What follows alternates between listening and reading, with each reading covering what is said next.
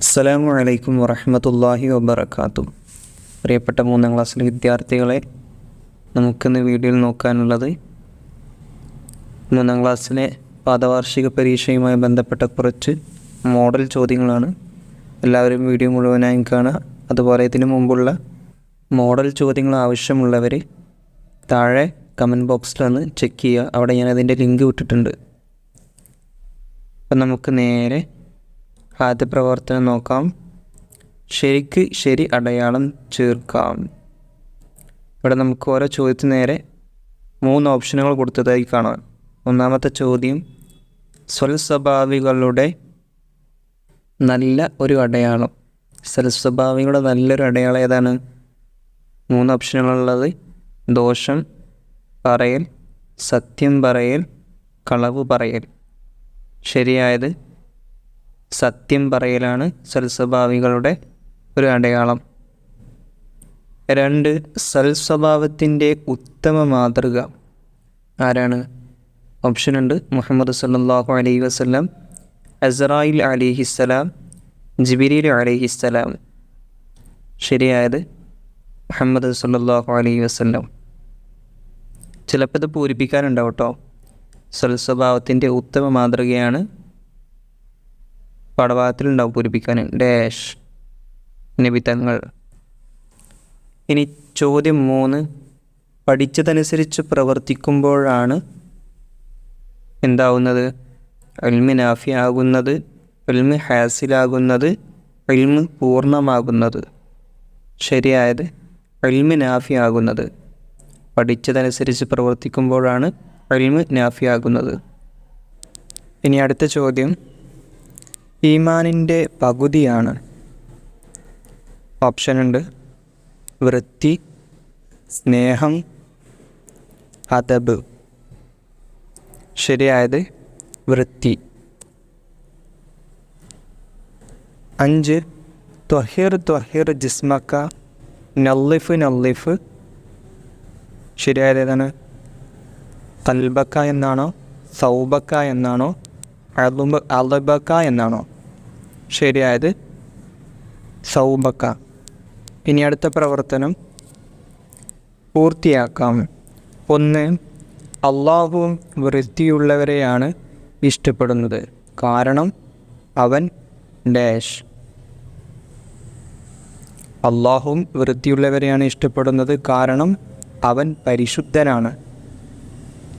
2, ഔലിയാക്കളുടെ നേതാവാണ് ഷെയ്ഖ് ഡാഷ്.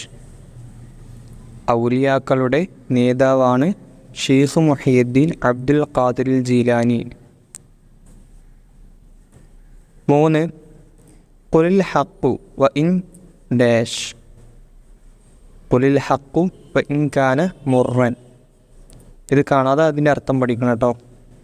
അത് പാഠബുക്കിൽ തന്നെ ഉണ്ടാവും. 4, അക്മലുൽ മുഅ്മിനീന ഈമാനൻ ഡാഷ്. അക്മലുൽ മുഅ്മിനീന ഈമാനൻ അഹ്സനുഹും ഖുലുഖൻ. ഇതിൻ്റെ അർത്ഥം പാഠബുക്കിലുണ്ടാവും, അതും പഠിക്കാം. 5,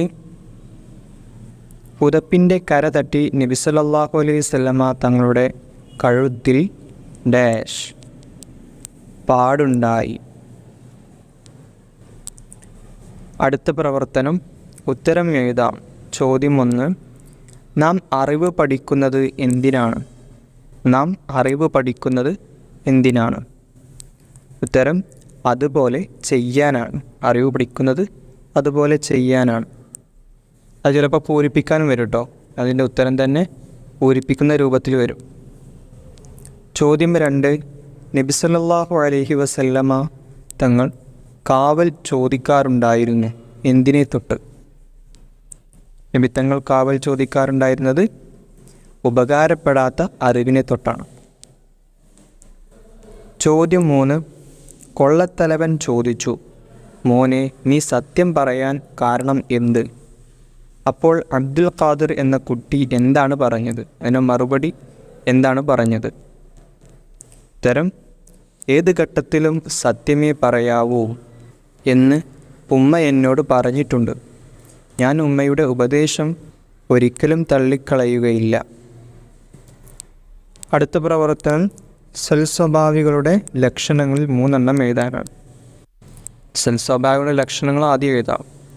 1 പരസ്പരം സ്നേഹിക്കുക, 2 ബഹുമാനിക്കുക, 3 പുഞ്ചിരിക്കുക, സഹായിക്കുക, നല്ലത് മാത്രം പറയുക തുടങ്ങിയ സൽസ്വഭാവികളുടെ ലക്ഷണങ്ങളാണ്.